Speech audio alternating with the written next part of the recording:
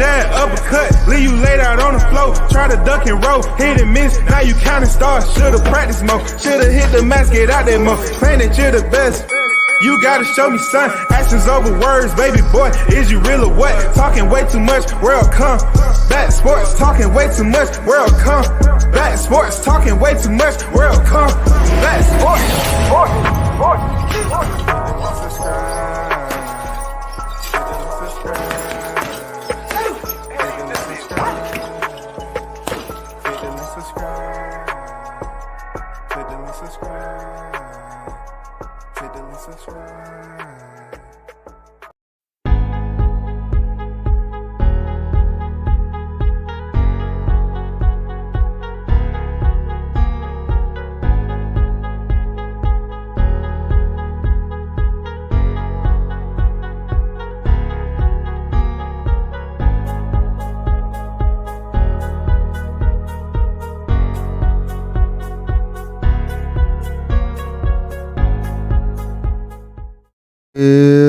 Once again, you're tuned in to World Combat Sports. Salute to everyone that's on deck, man. You know what it is.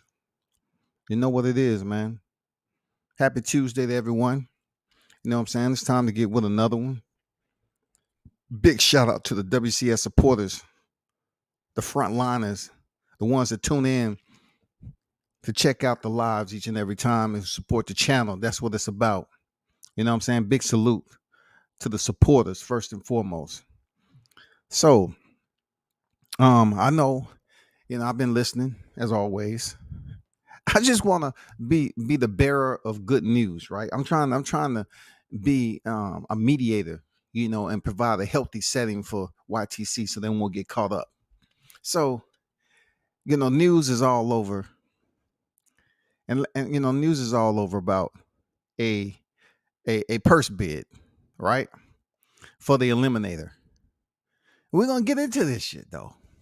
A purse bid for an eliminator, which is unnecessary, but it just goes to show you how information is put out here. So Jerome Ennis supposed to face Custio Clayton. You know what I'm saying? Both undefeated fighters. Jerome Ennis has 28 victories, 0 defeats, and 26 coming by way of knockout. Clayton is 19 professional victories, 0 defeats, 1 draw, 12 by way of knockout. So pretty much these two supposed to meet very soon. Now, if you look on BoxRec, it still hasn't been scheduled yet, but it's out there. You know what I'm saying? The target date is supposed to be April 9. You know what I'm saying? It's supposed to be April 9th. This is supposed to be an IBF eliminator. When I seen this, right, I had to laugh, man. It was so funny. First of all, what made me grin a little bit was the fact that you have people up here talking about breaking news like the shit's gonna happen tomorrow. It ain't nothing breaking about this. This is old news, man. This is old news. All you had to do, look, I'm gonna show you this what you had to do. And understanding the buffoonery sometime that's out here with the carrot gumbo. The carrot gumbo is what we get on YouTube most of the time by information that is put out there, and people run to it as if carrots are tantalizing and delicious. No, carrots taste like crap. You know what I'm saying? You make carrot gumbo, it's probably some raisins in that motherfucker. You know what I'm saying? Some lemon juice. All the ingredients that give you diarrhea. For real. That's the carrot gumbo. Let me share something with you right quick. And you tell me what's popping. And y'all be sure to drop your comments in the live chat. You know what it is. Mr. Gumbo on deck, man. I see you. Salute that WCS.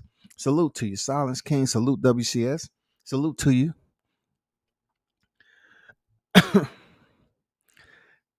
IB, who I be on deck. What's good with you, IB? So let me share something with you right quick, because I just want to tell you, I just want to show you again how I don't take this serious. For one, I'm gonna be patient. I'm gonna be patient. Hold up for a second. Let's go to the boxing rankings, okay? Let's go to the boxing rankings because I pretty much did this for Terrence Crawford on how Jerome Ennis was able to take the elevator to the top floor. You know what I'm saying? And he wasn't on the elevator. He was able to go from floor to floor in between fights sometime. You know what I'm saying? Some ways 2 floors, whatever. But let's look at this 147-pound division. This is why I don't want y'all to get all hyped. Look at this. In every other sanctioning body, you have the one and only Virgil Ortiz in front of Jerome Ennis. Jerome Ennis is ranked number 4 in the WBC, right? Virgil Hill is ranked number 2 in the WBA. Jerome Ennis is right below him, right? Let's skip on over to the best welterweight in the game right now, Terrence Bud Crawford. And this is what I did live on Virgil Ortiz and Jerome Ennis. We already know Jerome Ennis was right here when he faced Thomas Delorme. He was right at number 5. And then look, the next month over in November, he made it all the way up to number 2, dog. Number 2. So my whole point for this, let's hop back over to the infamous IBF, one of the strictest sanctioning bodies around when it comes to mandatories, right? Jerome Ennis is proving the perfect point on how boxing manipulates whatever, however, the most priority is when it comes to the connection. The connection. Who is pushing, the connection. Jerome Ennis is number 3 in the IBF over Virgil Ortiz. And I'm saying to myself, I would respect it more, y'all, if it was consistency. It's not consistency. Because if Virgil Ortiz in 3 other sanctioning bodies out of the 4, 3/4 of these sanctioning bodies, he's basically ranked above Jerome Ennis. Only in the IBF, they place Jerome Ennis at number 3. So therefore, number 2 is not rated, as you see. Right? So Jerome Ennis has a IBF eliminator with number 5, Custio Clayton. Okay. So what does this mean exactly? We truly understand that if they are able to make the April 9th fight date and they step in there, all I'm saying is that we're going to be in the same situation that Teofimo Lopez was in. You know what I'm saying? It's the same situation. No one should be on here talking about, well, we're going to get Jerome. Don't do it. Don't do it, man. Don't do it. Don't do it to yourself. We have too many sentinels in the YTC. They're going to put this information out as if this actually is set in stone. We're going to get, like, look, they're going to go back to Teofimo Lopez. He fought Nakatani for an eliminator, and then he stepped in there against Richard Comey. It was quite different. Because Richard Comey wasn't no Errol Spence. Richard Comey was not Errol Spence. For real. So when you take Errol Spence, and let's just say we're going to step out on a limb and say he wins the WBA title from Yordenis Ugas. We all know what's supposed to come next.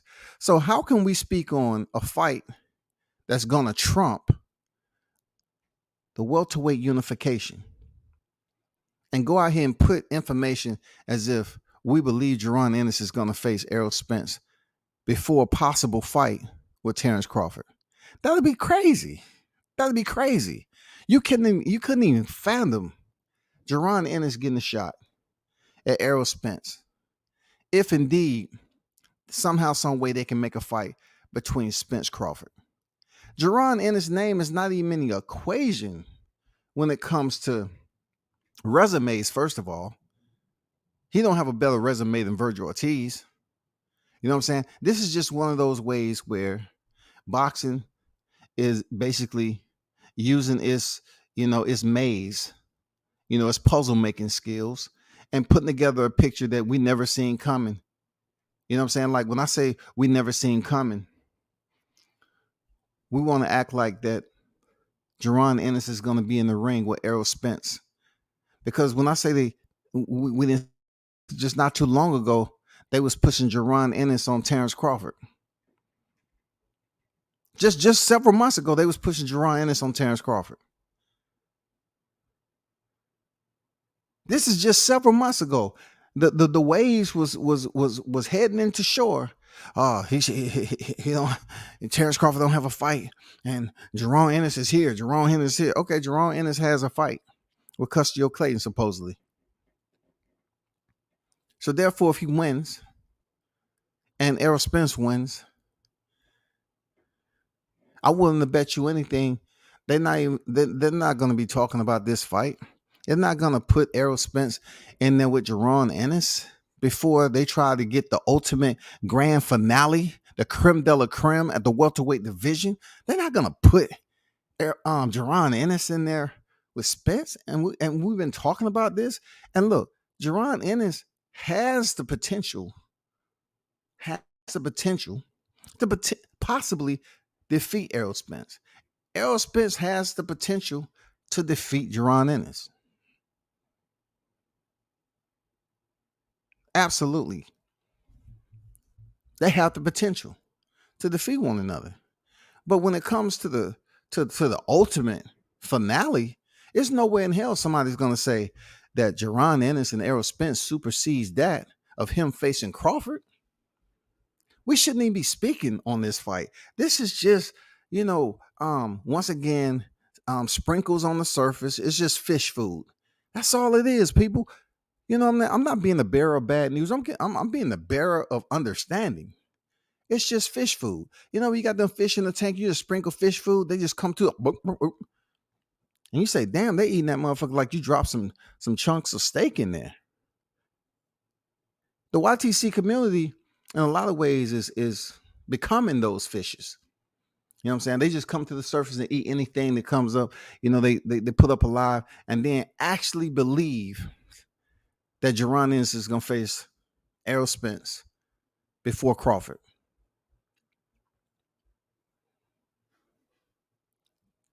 We actually are speaking on this just because it sounds good.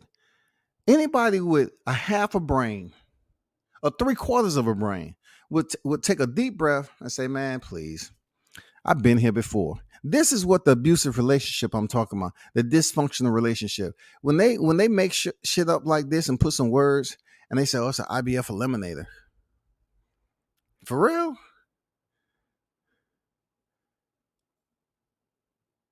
This is IBF eliminator with a fight of this magnitude on the horizon, supposedly. You're trying to insinuate that Jaron Ennis can step in there with Errol Spence if he defeats Clayton? I don't think so, partner. Did you not see Oleksandr Usyk be placed on the sidelines when they was trying to see if they can make Tyson Fury and Anthony Joshua? Did you see how they can just procrastinate on a mandatory? And look, once again, I understand how the IBF is with mandatories. But in this particular case, it's not going to be that easy. It's too much money in a Spence Crawford fight for Undisputed. It's too much money. It's too much money. They know if Jaron Ennis steps in there with Errol Spence, he may potentially upset what they call the a la carte. Upset the lottery. Upset a lot of things that goes into the individuals that's been talking about this fight on a larger scale. It's going to upset their bank accounts, man. Because they're still trying to find a way every day. They're trying to find a way on how to make Spence Crawford. Not Ennis, Spence. Spence Crawford. Not Spence Ennis, Spence Crawford. Now, if they want to make Ennis Blair the Flair, that can be made tonight. That's that can be made tonight. You know what I'm saying? I'm just saying he go in there and defeat Custer Clay. He could fight Blair the Flair next. You know what I'm saying? He can fight him next. But I don't see at all, my people. I don't see this shit going down. And it's quite disturbing that people speak on it as if, oh man, we're gonna see Ennis fight. We ain't gonna see shit, dog. Stop it. Let me get to some of these comments in the chat, bro. Let me get to some of these comments, man. How can he be ranked above Virgil Ortiz only in the IBF? Man, you can't trust them, dog. You can't trust them. You can't trust them, bro. Custio Clayton versus Lipinets was supposed to be the IBF eliminator. They both underwhelmed and had a draw. Absolutely. So that's a common opponent between who? Ennis and Clayton. Ennis knocked him out in 4, I think, or whatever he knocked him out. And of course, Clayton went went the distance in a draw. You know what I'm saying? so they have a common opponent, bro. Between Virgil Ortiz, Custio Clayton, and Jerron Ennis, tell me who has the number one, who has the better resume, who's number one in the resume, and who has the second best resume?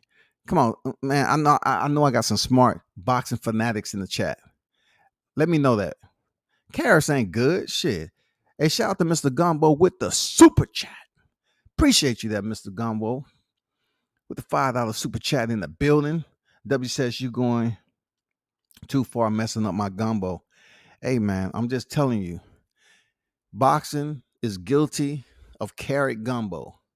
Them carrots dangle over here. They create these goddamn storylines and shit, and all these carrots dangling over and shit. Boom, drop them in there. They put some motherfucking old ass grease, lemon juice, vinegar, some goddamn some old ass collard green juice. You know what I'm saying? Raisins, some old nuts. You know what I'm saying? Spoiled squash. They mix all that gumbo together. And they just keep on feeding it to the YTC, dog. You know, damn, we are not seeing Jerron Ennis and Errol Spence before we see Crawford. And look, how long have we been talking about Spence Crawford? Man, but big shout out to Gumbo for the support once again, man. Hey, I truly appreciate you, my brother, for supporting the channel like that. Real talk. Thank you. Title eliminators, tournaments, shit don't mean a damn thing. Man, talk to him, bro. Talk to him, man. That's all I'm saying. I'm not being a hater. I'm just saying, man, it doesn't mean anything. All it is just damn manipulative banter. It's just one of these things where someone's once again being deceptive. You know what I'm saying? They're being disingenuous. They coming up here speaking on topics that is common nature to this platform, and people run and dive on it. Oh, breaking. IBF eliminator order. Ennis, Clayton. Nobody ain't jumping up and clapping their heels for that shit. Nobody ain't doing it. He went to a draw with Sergey Lipinets. Jerron Ennis stopped him. Look, if you really dig deep into it, that don't mean shit. All right, that don't mean shit. Real talk, that don't mean shit, dog. Because I look at it this way: styles make fights. Because we got to keep on mentioning what's fact. Styles make fight, right? So if you look at how bad Terrell Goucher looked, you know, him and Erickson Lubin, you say, that fight it underwhelmed, you know, Erickson Lubin and Goucher. You take one half of that and you say, okay, they go ahead and face so-and-so. I think they'll get it done. So that's why I said about my boy Jamonte Clark. I said, man, the way Goucher looked against Lubin, I don't think he can mess with Jamonte Clark. And I'm talking about Jamonte Clark that went in there against Sebastian Fundora, and I thought he won. But then he goes in there against Goucher and gets stopped in the second round, I think. Styles make fights.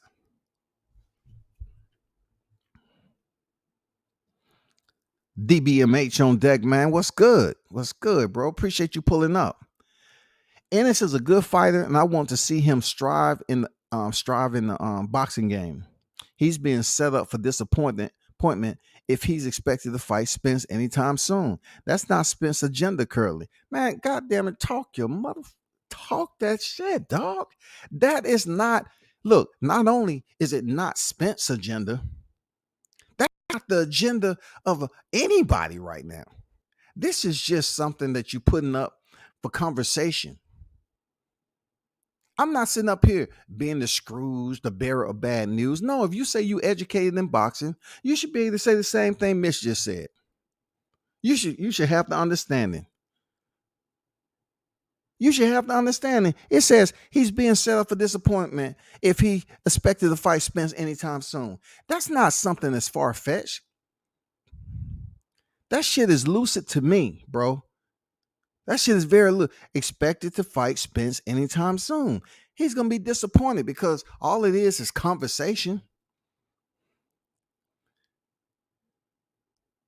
I'm seeing people speak on this shit like it's going to happen in 22. I'm telling you, this fight isn't happening this year. I don't see it happening in the first semester of 23 either. The priority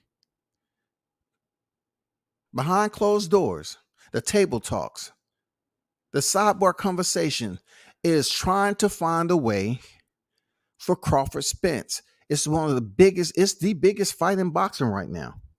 It's the biggest fight. It's the biggest fight above any fight Canelo can have. I'm being honest. Spence Crawford is the biggest fight in boxing right now. Period, hands down, point blank. It's not Canelo Benavidez. It's not Canelo Charlo. It's not Canelo Bivol. It's not Canelo Andrade. It's not Canelo Gennady Golovkin for a third time. It is Spence Crawford. So if you're trying to tell me Jaron Ennis is going to get the shot at Spence when they haven't been able to make such a lucrative fight between the top pound for pound guys, both of these fighters. Look, this is the magnitude of my belief system, bro. This is where I'm coming from with this shit. Both of these fighters are on the pound for pound list. How many other divisions do you have two fighters as well known in the same division on the pound for pound list like this? Who?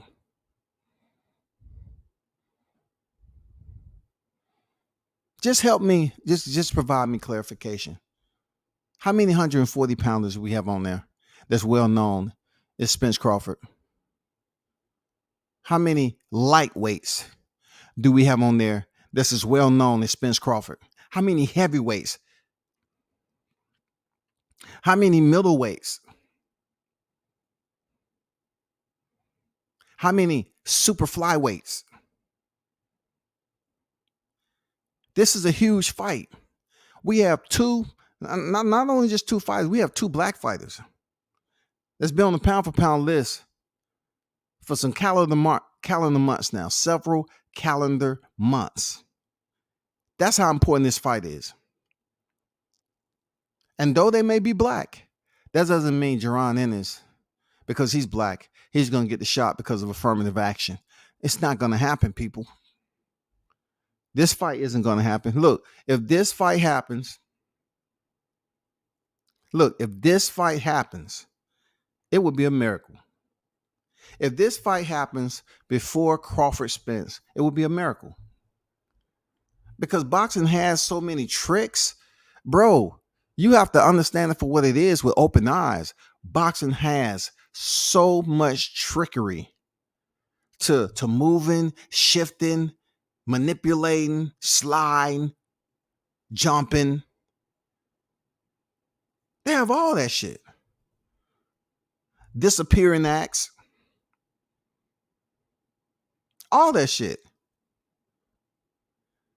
Just look at the process for when Jaron Ennis was coming into the rankings at number 15 and what Sergey Lipinets was, and how Sergey Lipinets disappeared off the rankings and then was placed back on behind Ron. Man, come on, bro.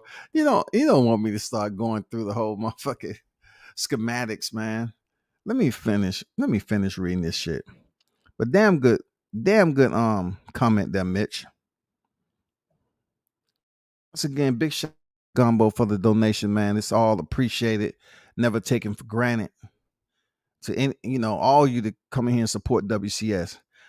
Spence dismantled Ugas, then attempts to make Crawford fight. If that doesn't happen, Spence is moving up to super welterweight. Now, with that said, I don't know about how much initiative that I give Spence credit for wanting to go back, for wanting to basically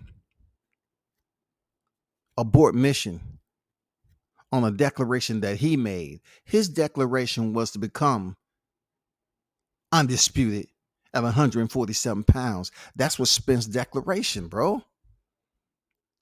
That was that man declaration. So for him to fall short of one belt, and let's just say he abort mission and go up to 154, that means he has unfinished business at 47. That means whenever the conversation comes up, just like it's been doing when these commentators remind him, hey, do you think we'll ever see Spence Crawford? Even if he moves up, people will say, you know what?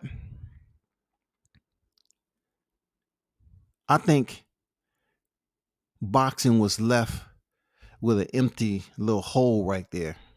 You know what I'm saying? Empty little black hole. And then Spence like, what do you mean?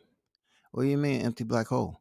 It's an empty black hole because now that you are at 54, it just feels like we just have that black hole just sitting in welterweight, just swirling and swirling and circulating, and we just thought that we'll be able to see you fight, Terrence Crawford at some point in time.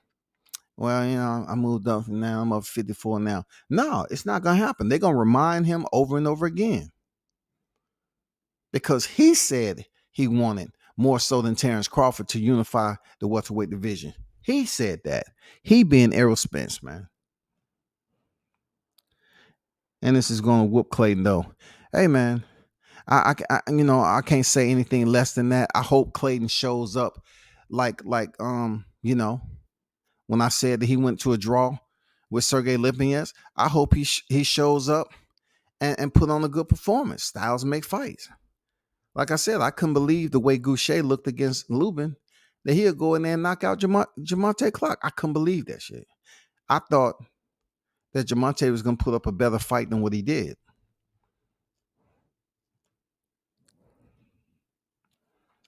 Andrew Charles on deck, man. Salute to you. What's good with it? What's good to everyone's in the live chat, on the block. Flawless Mentality and BE hosted by Dr. Mark is in the building. Salute to you. He says, salute to the King, World Combat Sports and fam and the family. Salute to you, man. Appreciate you pulling up, showing your support. Suleiman popped out of nowhere and say, Brooke vs. Khan is a WBC eliminator for his new division at 149. Man, I'm telling you, look, this is what I'm trying to get at. Like, you see the culprits. You see them at work all the time, man. Why are we going around here acting like we lack intelligence? No, it's time to stand up and act like we got some sense, bro. It's time to stand up and stop just acting like we just learning what the alphabets are. You trying to tell me D is after C and D and E? You trying to tell me F is after E? Elemental. So elemental P, that's actually how the order goes. That's not a rhyme. Elemental P. Elemental P. Man, stop it, bro. Like, damn, we smarter than this. We're more intelligent, man. We're more educated on this boxing shit. We are. And you got to hold them to a standard. You can't just get up here. This is why I say, man, we got to separate the matrix from reality, bro. We have too many people trying to be code breakers. They're going up here worrying about artificial intelligence when it comes to views. You got thousands and thousands of subscribers, but yet you can't understand that this shit about Ennis in an eliminator is nothing different than what we already been bamboozled in the past. We have to do better with the thoroughness, man. The purity of what we're talking about sometimes. It's okay to bullshit sometime about some shit, but this right here we can't do. We can't do this shit, bro. We cannot get up here and start up another motherfucking fantasy fight with Jerron Ennis just because we trying to push that dude. I have nothing against Ennis. I have against Ennis, bro. But we're not gonna do this. We can't just sit up here and generate some type of artificial buzz on Ennis Spence, and we haven't gotten Spence versus Crawford. Spence versus Crawford is not off the table, bro. It hasn't evaporated into thin air. It's still a conversation in many places. We just don't have a listening ear to know what they saying behind the walls. I sent some flies out that motherfucker. Look, they probably saying, damn, why all these flies? It's cold. It's wintertime. Why all these flies come from? WCS. I sent some flies out there. The eavesdrop. I'm trying to find out the intel. I'm trying to find out the reality. Because this is the way it's gonna be. They're gonna continue to say the fight ain't happening. You're gonna continue to have people making lies until my Crawford on F himself. Ain't nobody gonna sign him. If you believe that BS, that as talented as Crawford is, he cannot find a way for someone to support him to make this fight. Come on, bro. That's lunacy and you know it, man. Stop behaving like that. Goucher hurt Lubin badly in the 12th round, I think. Look, he did, man. Look, Mitch. That is after a freaking boring fight. And around the 10th, they engaged and Lubin got hurt. I was like, most of the fight, it wasn't nothing going on. But anyway, you're right, man. Jamonte Clark's get hit too much. I saw him get knocked out in the ring, like B-Hop versus Joe Smith. Clark got up and kept fighting, though. Yeah, man, I actually, when I was at Cincinnati, I saw him spar. Man, good dude, though. Good dude. I thought he beat Sebastian Fundora. I thought he did. Sebastian Fundora should have had a loss on his record from Jamonte Clark. He should have had a 1 on his record right now in the loss column. They building up, Sebastian Fundora to get that championship.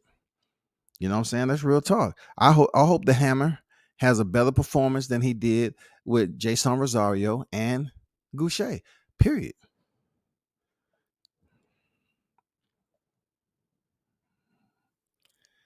$82 on deck. What's good? He said everyone is overlooking Ugas. I smell an upset in Cowboy Stadium. I'm gonna tell you, I'm going for Ugas in this fight. Just based off, the strength of his performances, his previous performances. You know what I'm saying? Ugas a good dude, man. I've seen him several times in person. Spoke to him a little bit when he had his people around. But I myself has been guilty back then of kind of taking him a little bit for granted. You know what I'm saying? But he has stepped up to the plate and he hit some home runs now. Even in the loss with Sean Porter, I thought he hit a home run. That's when people really start to say, damn, I need to pay more attention to Ugas. Then, of course, he has Manny Pacquiao, the legend, on his record in green. In green.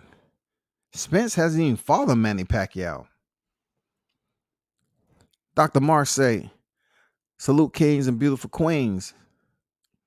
Andrew Charles, King Mitch, Mr. Gumbo, IBIB, Silence King, giving everybody a shout out.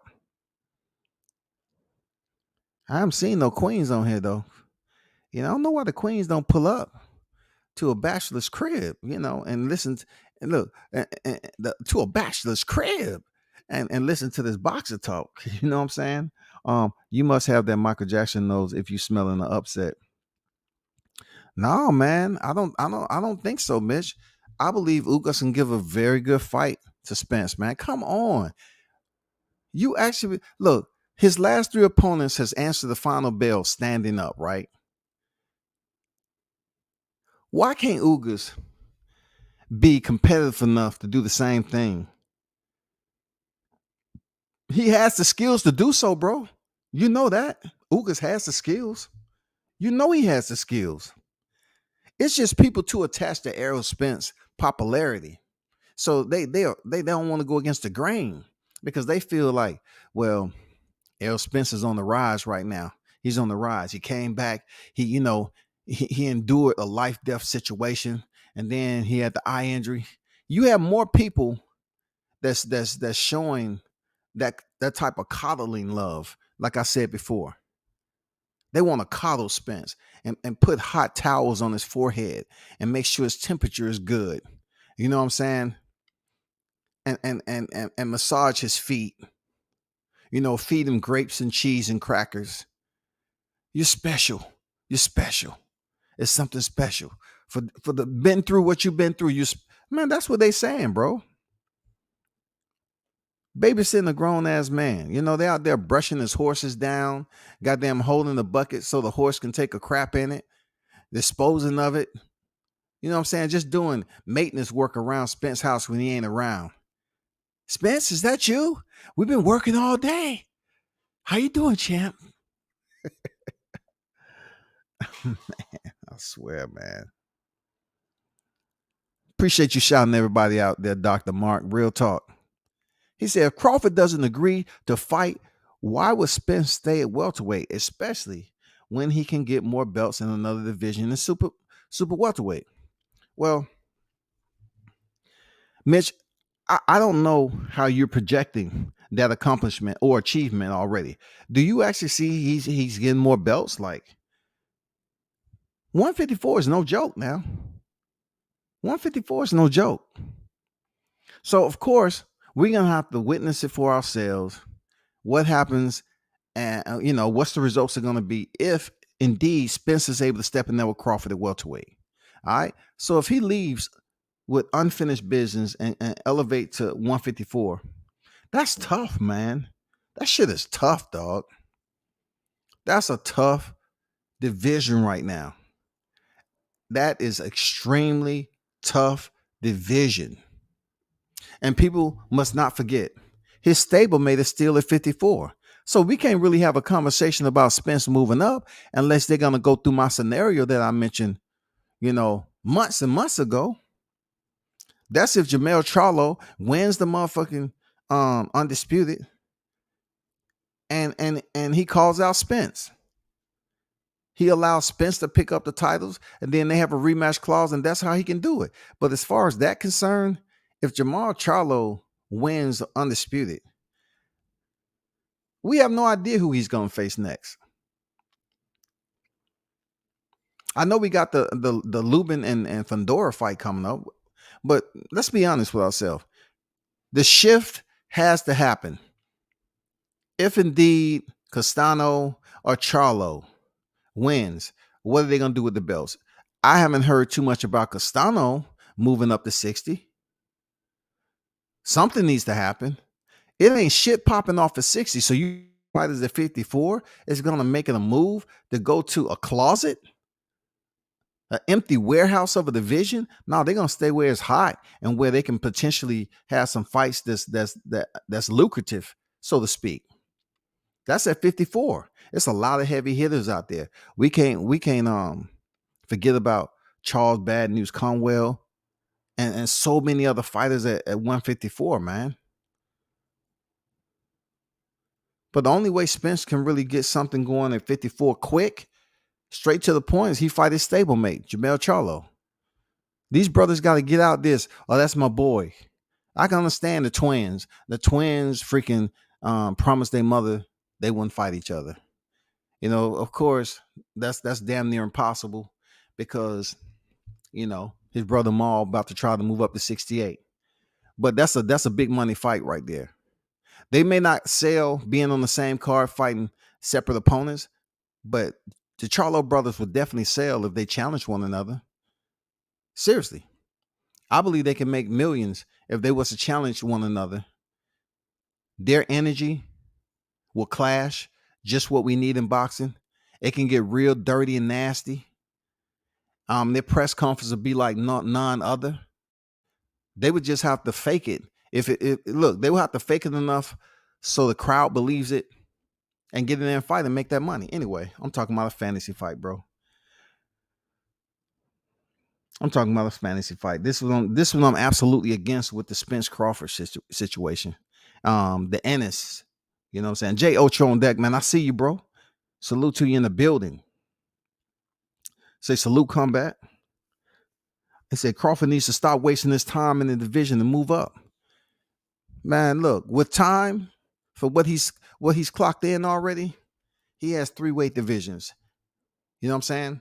So therefore, he's done well in his professional occupation. Absolutely. He's done very well. 3 weight division, and he has a fully undisputed division on his chest plate. Now, I'm really not trying to go into details and say who doesn't have this and who doesn't have that. But Spence don't have no undisputed.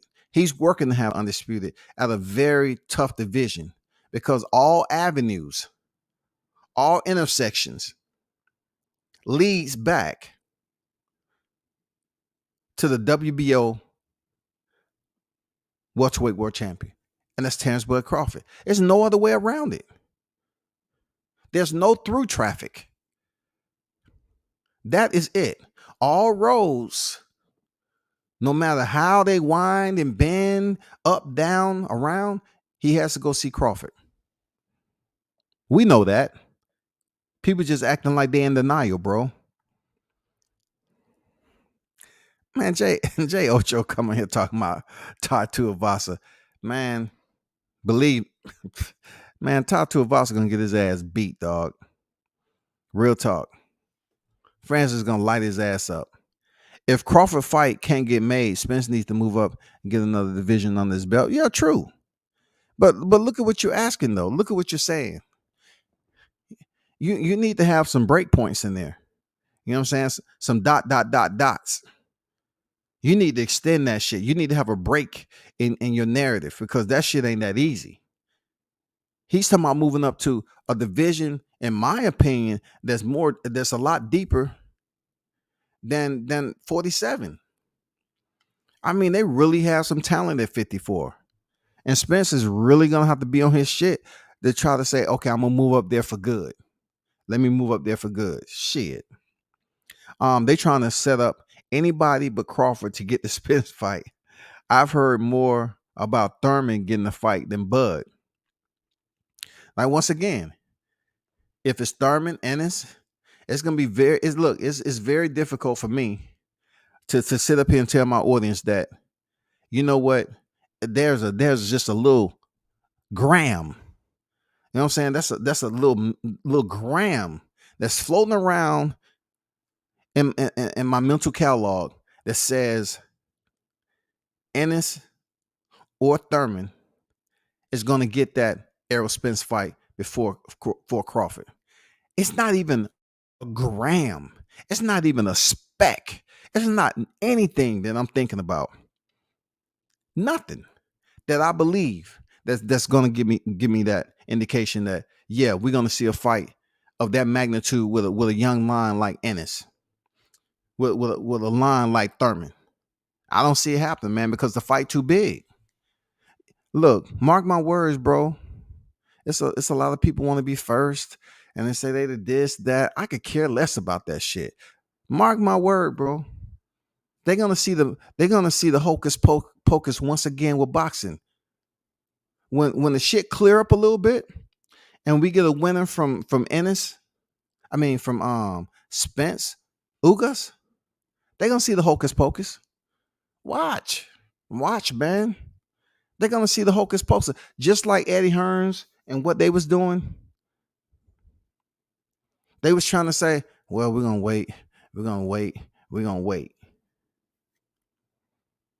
They was just kicking Oleksandr Usyk to the curb. You didn't hear shit. That's Joshua's. That's just mandatory.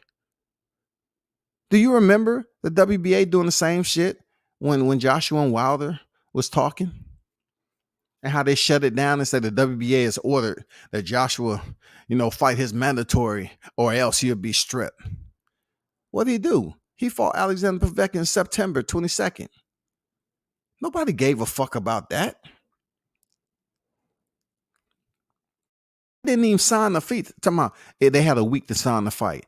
The week came and went. Nothing happened. He wasn't stripped or nothing. But they did fight.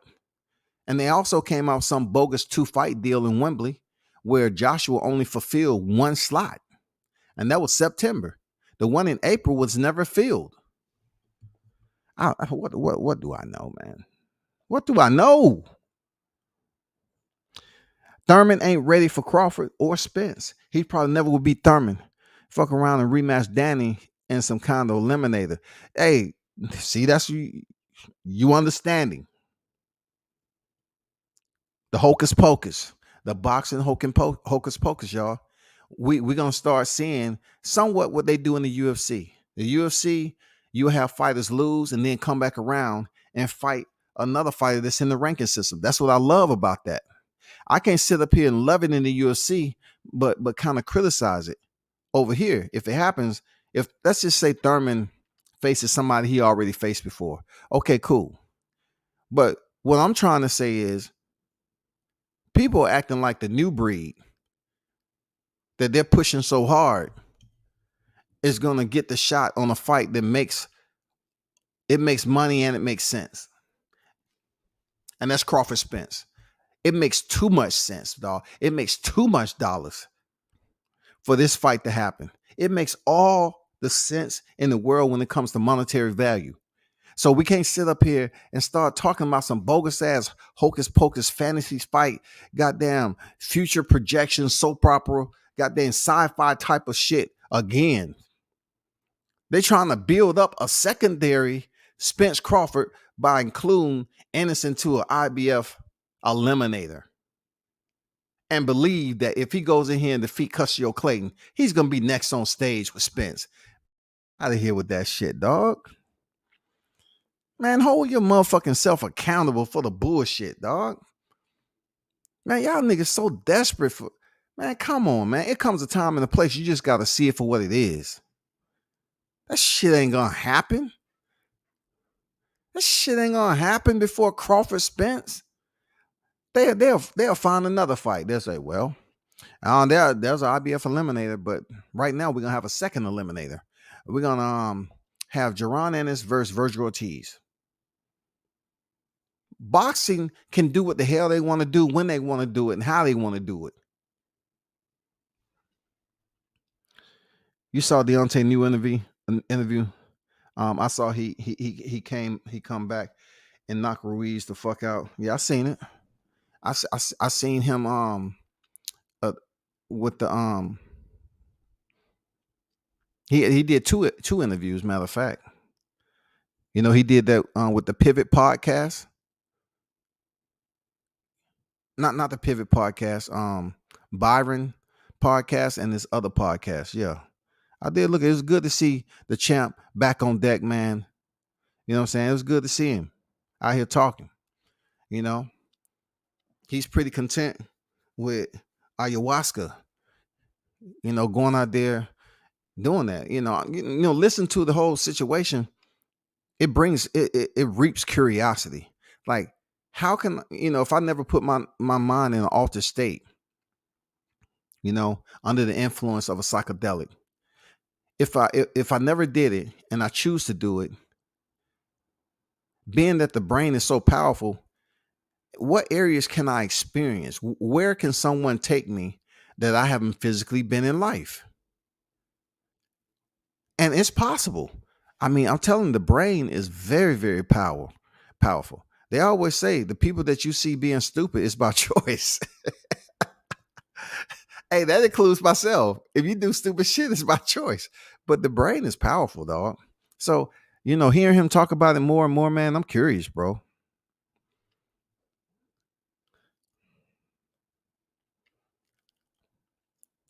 Arrow might. That's underscore might.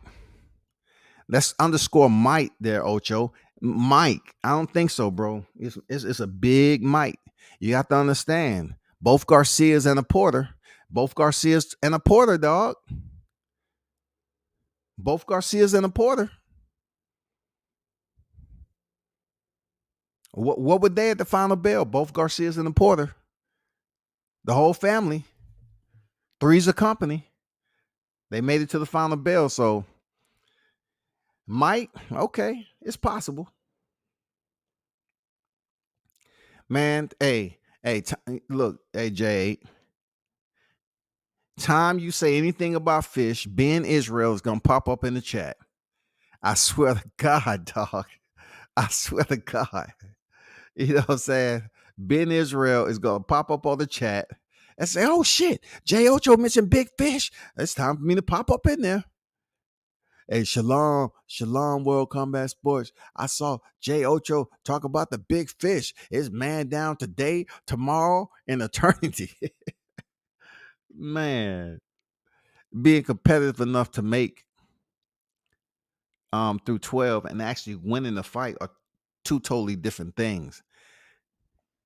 Absolutely, I agree with that, but I believe Ugas has enough talent and technical boxing skills, you know what I'm saying, to give Errol Spence a pretty competitive fight.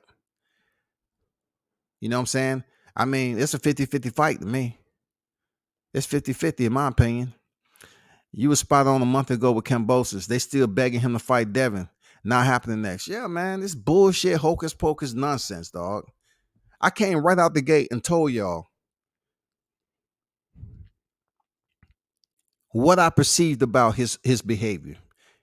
Him wanting, if he really wanted to clear up the confusion, he didn't have to wait for Lomachenko and Gervonta. He could have just came at us direct and kept it with integrity and say, you know what? It ain't no waiting around. Me and you, Devin. Me and you. Let's go. Let's clear up any confusion. Mano a mano. Let's make it happen. Nope. Cambozo has turned into the goddamn two-glove thought. You know what I'm saying? A thought with two gloves. They said they're gonna give me $6 million. How much you gonna give me? You know what I'm saying? If you give me 6.5 and some roses, we can make this happen.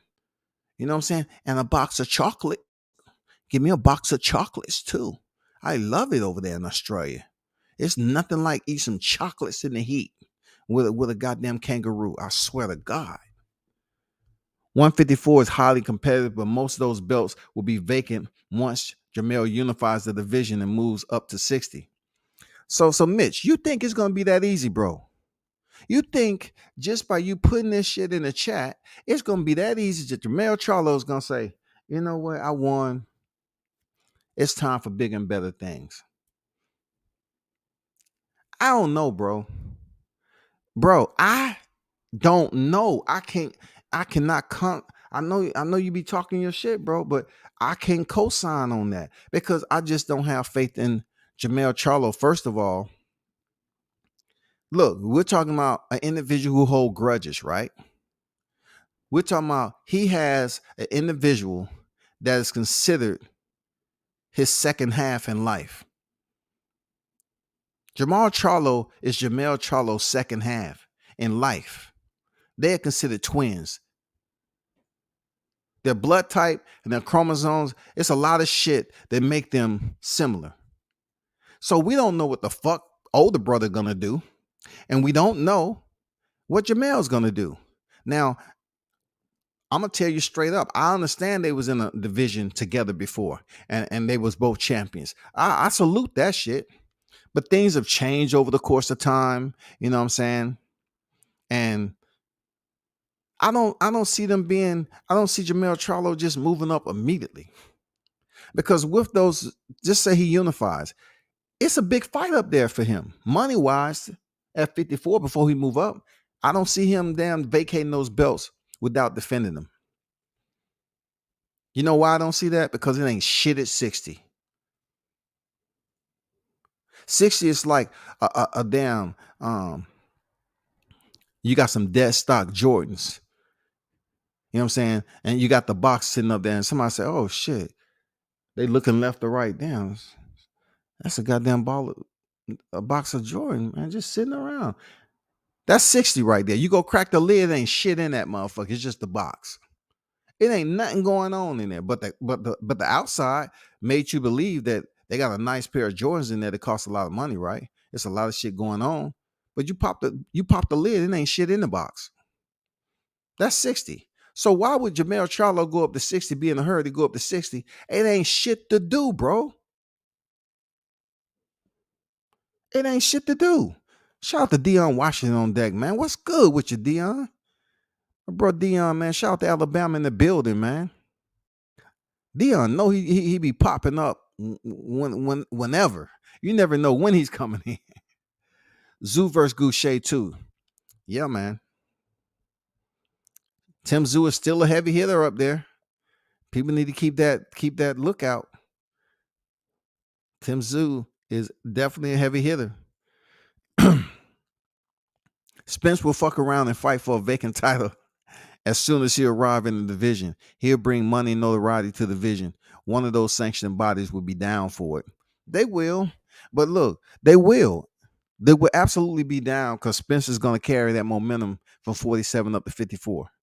It's no way that his popularity will diminish. You know what I'm saying? Even if he moves up without unifying for undisputed, if he goes up to 54, he'll still have his Wall Street. He'll still have pretty good stock exchange. When he move up to 54, but there will always be questions about 47.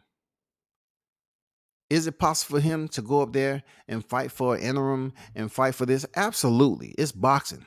They'll make some shit happen. They'll make him be a 2 division champion quick. And then the bullshit that goes, like I said before, at 60, I can't see Spence spending a lot of time at 54 at his age. I can't see it.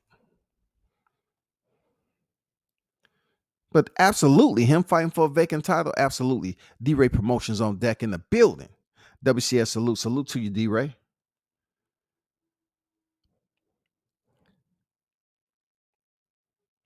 Yeah, yeah. Zoo got some shit for real. For real, for real. All roads lead to Omaha 147. Talk to him, man. Talk to him. That's all I'm saying, D-Ray. That's all I'm saying. All roads lead to Omaha at 147. Just like goddamn Peyton Manning. Omaha, Omaha. Shit, dog. All roads lead to Omaha, goddammit. Keith Thurman versus Errol Spence and Dallas PPV 99.99. I don't think that's a 99.99 type of fight. Maybe a 79.99. But being the PBC is in the predicament that they're in, yeah, they might try to jack it up to the 80, like the 84.59, some strange, weird number like that. But that's not a 99.99 fight. That's not even, that doesn't even have the suspense that Conor McGregor had facing Floyd Mayweather when they charged 100. You know what I'm saying? I mean, I don't see it. But look, it may happen, bro. It may potentially happen. They looking to recoup some of that money that they owe. So you might see PPVs leveling out, averaging $80 plus when the two men in the ring, and all minds don't rate that. How I come to that conclusion right now? Because I remember when they were saying PPV was dead. It was dying out. It's going straight to apps. Hocus pocus, right? Abracadabra, right? So being that they try to sell us that PPV is going away, but yet it's really here, and PBC is going to make sure it's here until they're able to get some fights established. All you have to look at is the first disappointment of 2022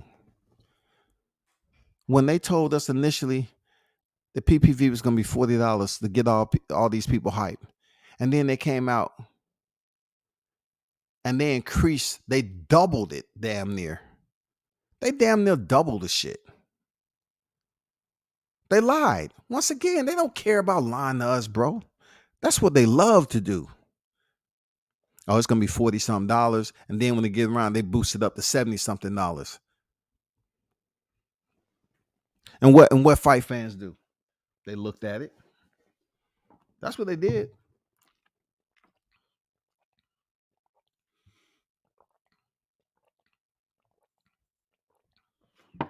So real talk, I don't know. I gotta recant my shit, bro. Cause Jay Ocho, he might be on to something, man. Cause you're looking at Keith Thurman and Barrios being 70 something. So Keith Thurman and Errol Spence, yeah, they might try to give us in the 90s, bro. Real talk. They might try to then boost that shit up to the 90s. Clayton versus Ennis will not be a final eliminator. Ennis will probably have to fight one more time. Yes. Just like they look, perfect example what they tried to do to Ugas. They was about to put him in an eliminator to an eliminator. Eliminate. Hocus pocus, find the rabbit. Where the fucking rabbit at, dog? Where the rabbit? We got the hat. Where the rabbit? That's what they're gonna try to do, bro. For real. They're gonna try to eliminate it to the eliminator. At J Ocho, I'd rather Spence fight Virgil Ortiz. Virgil Hill. Virgil Ortiz and I'd rather see Thurman Spence because Thurman was the former unified. Them two have a little history. Spence is what look, Spence has every right to feel some type of way about how he was ignored from Keith Thurman. And Keith Thurman made it perfectly clear that he wasn't trying to fight Errol Spence at the time. So now that Errol Spence has two belts, not the belts that Thurman has, but he had the WBC. All right, he's trying to vie for the WBA. I understand how he can feel some type of way about not giving Thurman a shot, but look, that seems to be a trend amongst the black fighters now. You got damn Mel Charlo talking that bullshit. Errol has been on record. He ain't trying to damn hear that from Thurman.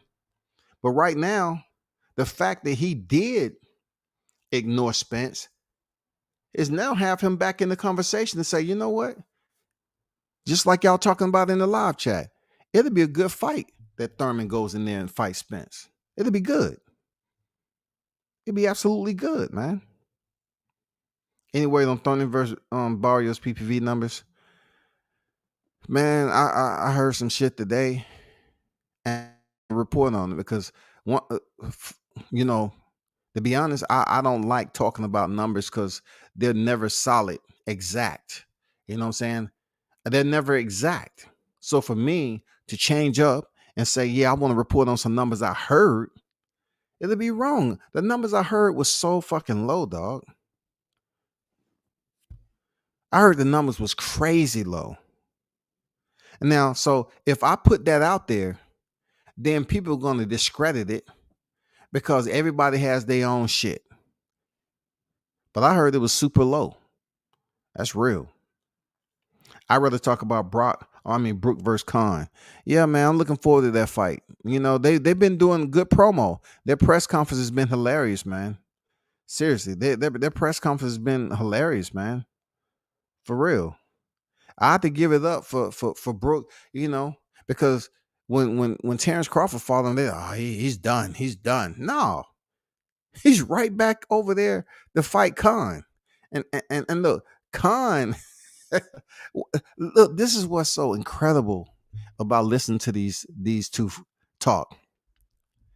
Khan had the audacity to attempt to remind Kell Brook of what happened to him with Crawford, and Kell Brook said, "What you last time I checked, you know how I got that list. Last time I checked, you quit. You quit against Crawford. You quit. They have a common opponent in Crawford, dog." And Khan has the audacity to attempt to bring up what happened to Khan. I mean, what happened to Brook when he fought Crawford? Come on, bro. That's what's gonna make this fight good. They don't like each other. It's personal shit. You know what I'm saying? It's very personal. if you know the history between these two. So yeah, it's building up real nice, man. It's building up real nice. Where's that blind toe rollback Rick funky ass with the PPV numbers?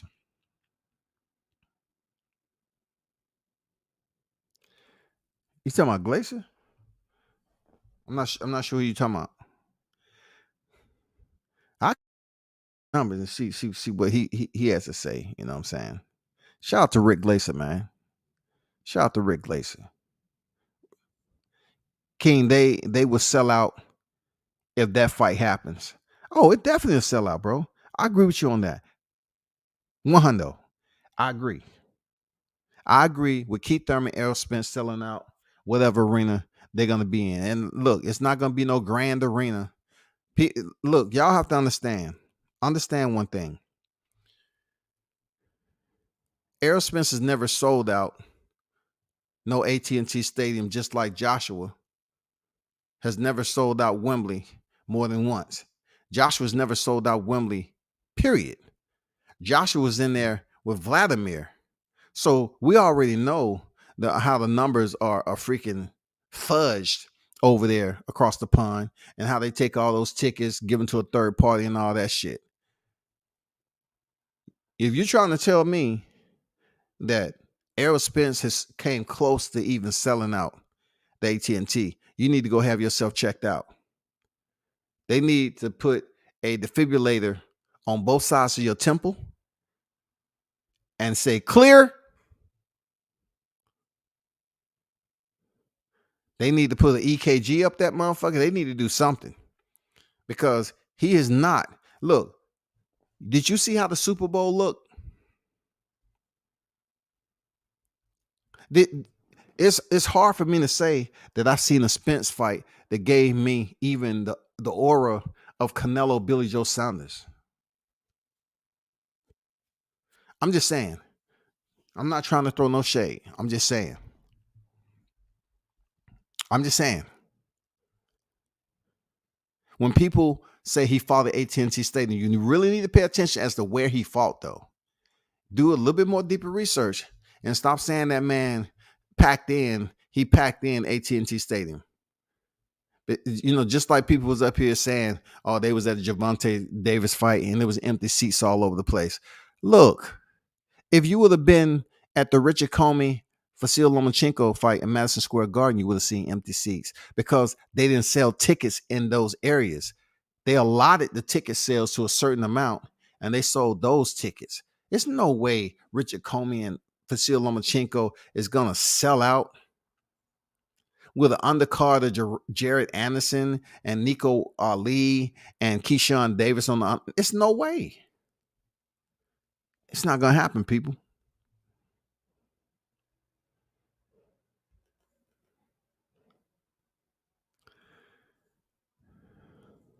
Yeah, Rick Glacier got the real numbers on that Thurman fight. He plotting. You know what I'm saying? I'm definitely gonna talk to him about it though. I'm definitely gonna talk to him about it. Andrew said, I really like to get a look at the analytics of some of these stream numbers. PPV numbers are down across the board, but nobody seems to be missing the fights. Hey man, it's all about the individuals who's tuned into the fights the wrong way. You're not seeing it on their bank history, their checking account history. You know what I'm saying? You're not seeing these PPV individuals purchasing these cards.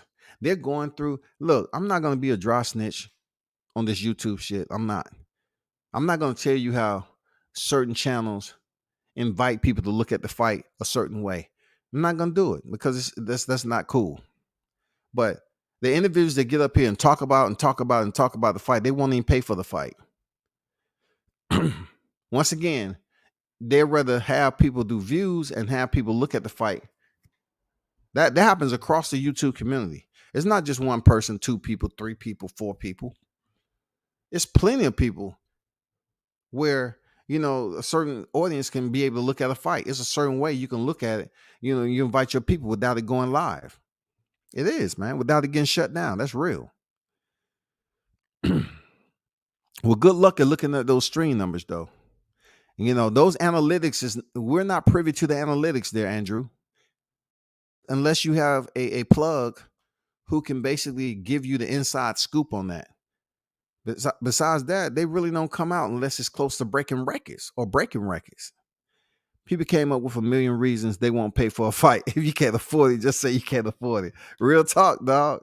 If you can't afford it, I'm gonna get that fight. I'm gonna look at that fight, and then motherfucker be up here scheming. That secret community. That what's that private chat? They be in the private chat, dog. I'm telling you. That's why a huge portion of YTC is so bogus. People get mad like their middle name is the YTC. I'm part of the YTC. So when I speak of the YTC, I'm just projecting my opinion. People be talking about a fight and supporting the fighter, but they don't want to pay for the fight. They don't want to put it on their bank statement. They want to find a way to crack stream it and goddamn do the private chats and all this other shit, dog. Jokes aside, once somebody streams one fight, they're going to end up streaming them all. They'll be quick to use PPV numbers as a ammunition to slander fighters they don't like. Man, you're absolutely right. Very educated reply. For real. Streams going platinum. Man, these streams right now going gold. You know what I'm saying? They might be gold, dog. They might be intercontinental. They might be silver. They might be silver, dog. Yeah, shit going diamond. That's the deal. Like the wild part about speaking about the gold, diamond, platinum, silver is if Jaron Ennis was to defeat Cusio Clayton and somehow he was able to get a fight with Errol Spence, that would do very solid numbers. You know why these fights, let's just say Jaron Ennis Spence or Keith Thurman Spence, you know why they would do very good numbers? Because the reputation of both of the challengers and Thurman and Errol Spence placed the boxing universe right here on YTC. They placed them in a position where they could say, you know what, I'll support either one of them. I like either one more than the other, or, I like their boxing skills and where they at right now for it to be a competitive fight. So I'll pretty much contribute to watching those fights. So therefore, when it comes down to the promotion, they're going to charge a good little penny for Ennis Spence or Thurman Spence. But a big part of me says, even though Ennis' resume is mediocre right now, you know what I'm saying? I really think that Ennis can potentially, if he was to step in there with Spence before Crawford, I think they'll do incredible numbers, man. Incredible numbers. I really do, because Ennis is that dude right now. Ennis is the young lion. Ennis is that guy. Thurman has already been at the top. He's been at the championship pinnacle and all that. But Ennis, stepping in there with Spence, you combine Errol Spence, Texas support system, Philly support system, all the other fighters outside of Philly, there's room for boots. Man, that fighter do incredible numbers, bro. And right now, boxing is desperate to see some damn good fights. And Ennis will be that opponent. Even though his resume is subpar, if he was to get that fight with Spence, man, people's like, hell yeah, I'm watching that shit. I'm watching that shit, because they're trying to step on stage and be the damn greeter for Boots Ennis. They want to embrace young Boots Ennis because he's so young in the game and he's the future of boxing in a way. So being that he has the goods on the eye test right now, people are gonna sit up here and say, God damn, I gotta support this brother. Because it's not that many other black fighters in the welterweight division that's in line. You have to look at it that way. You have the old guard in Errol Spence and Terrence Crawford and your Dennis Ugas and Keith Thurman. That's the old guard. Jerron Ennis is the new guard. It's the new guard, dog. I'm talking about at the top of the ranking systems. Sean Porter, can't forget about him. Old guard. Jerron Ennis, Virgil Ortiz, all the Connor Benz. That's the new guard.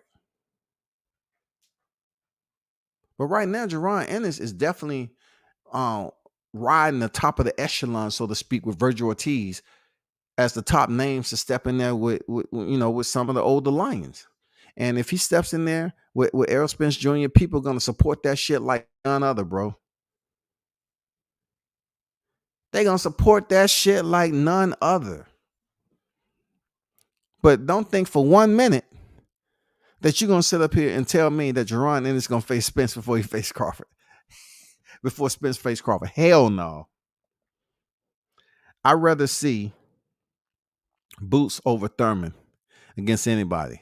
I agree. I'd rather, see Boots because, like I said, he's the young guard. And he's a young guard on deck to do changeover. They about to do changeover, man. One guard to the next. They about to do changeover. I don't know when it's gonna happen, but it's about to go down. But one thing we cannot sit up here and say, okay, we're gonna ignore that. We're gonna have selective amnesia. We cannot sit up here and do that, understanding that we still haven't got the Spence Crawford fight yet. Look, if one of these two move up, people, hear me out. If one of these two names, hold on for a second.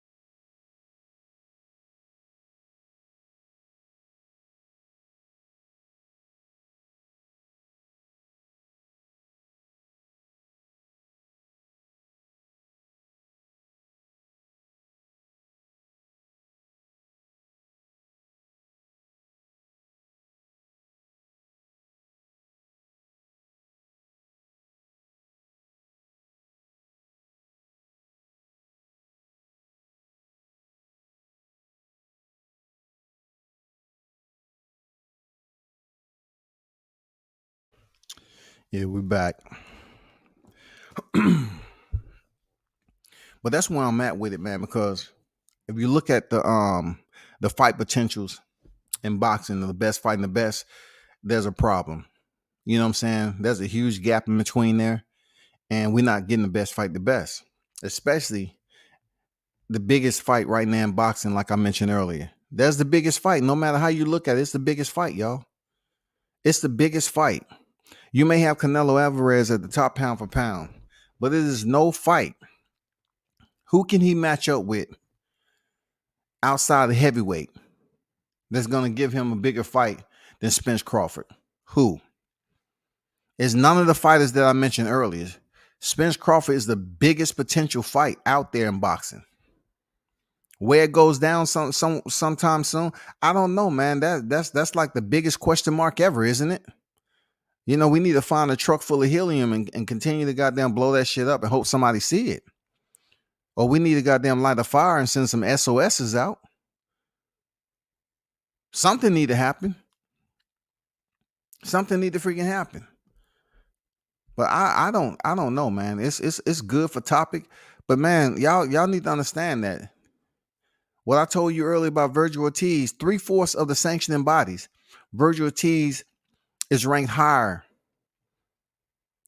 Only in the IBF, Jaron Ennis is ranked above Virgil Ortiz when the number 1 and number 2 ranking slot is vacant.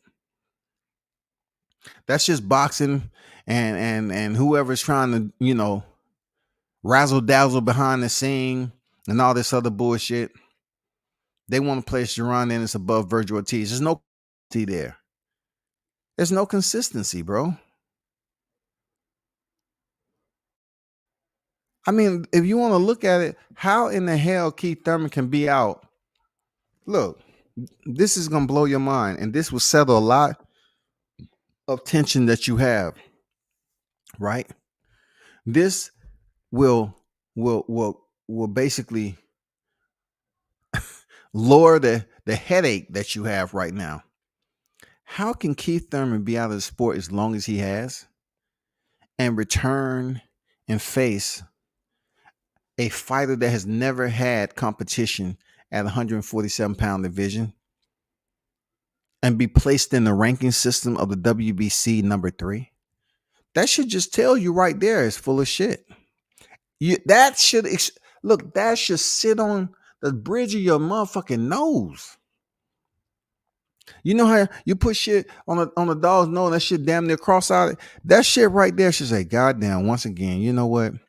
That makes a lot of sense. How can Keith Thurman be out the sport of boxing that long and return and face a non-ranked? Really? Mario Barrios, well, it wasn't like he held the WBC championship at 40.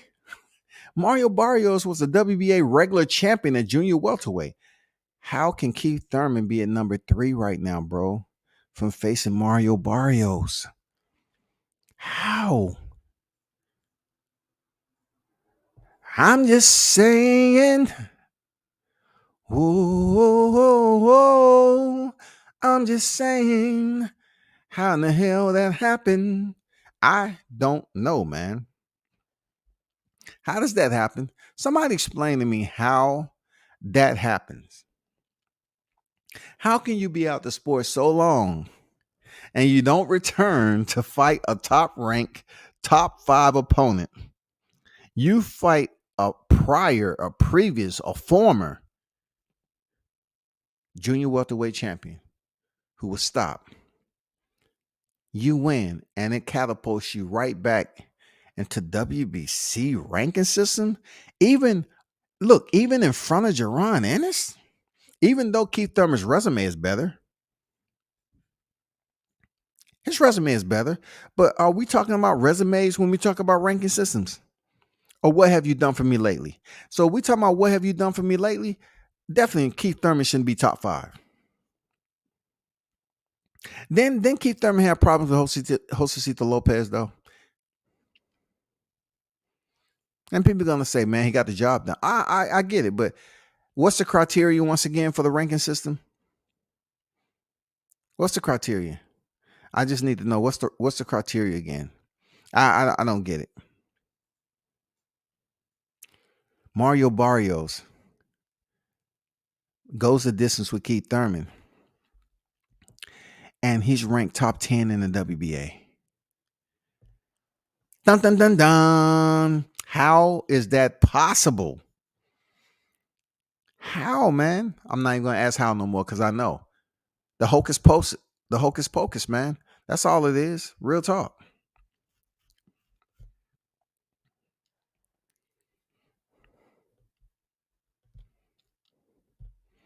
That's crazy, bro. Hey, y'all don't get frustrated at this boxing because I'm gonna continue to let me read something to you right quick.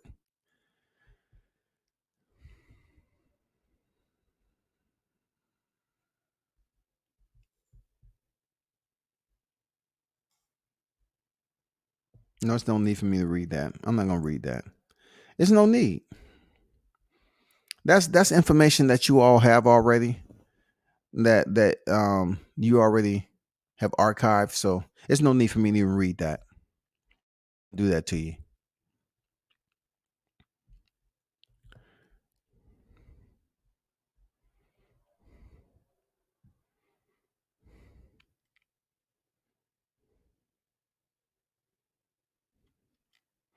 And last but not least,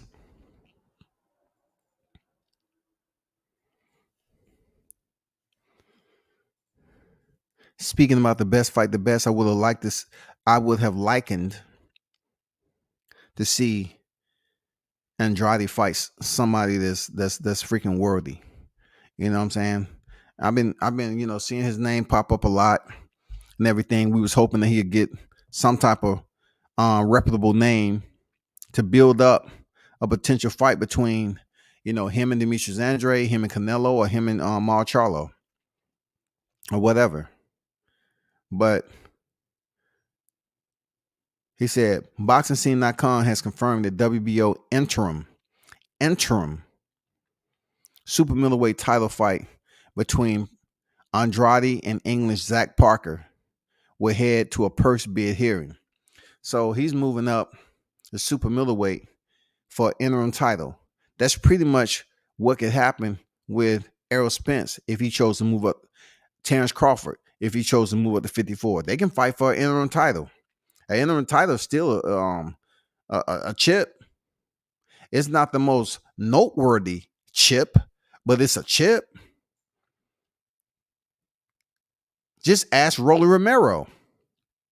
Seriously, just ask Rolly Romero, is it a chip? He'll tell you, yeah. You know what I'm saying? And that's where we at right now, man. He's fighting Zach Parker, which I would have liked for him to fight somebody with a much more notable name to potentially set up a grand fight with Canelo or Mal Charlo. You know what I'm saying?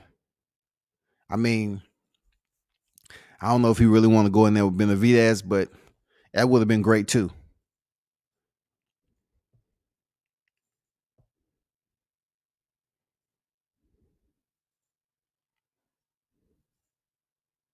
They say the pairing of Andrade 31-0, coming by way of knockout, and Parker 22-0, 16 by way of knockout, brought longtime promotional rivals Eddie Hearn and Hall of Fame enshrine Frank Warren to negotiation table.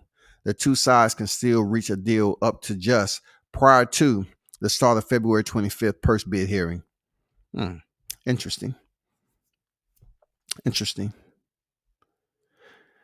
But that's what it is, people. You know what I'm saying? I mean, we can only pray and hope, but don't get any of that hope confused in the web of lies that we're gonna see Jerron Ennis face Terrence Errol Spence. It's just not gonna happen anytime soon. I'm not saying it's not gonna happen ever, but I'm just saying, before we actually see the grand fight of them all, we just can't sit up here and be mesmerized at the news anymore. You can't sit up here and speak to your audience like they all have on dunce caps, you know what I'm saying? And you all came in on a short bus. We all totally understand that we are not seeing Spence no time soon. You understand? Until next time, I appreciate. Big salute to everyone who tuned in, man. Real talk. Thanks for supporting the channel. And turn up and tune in to World Combat Sports.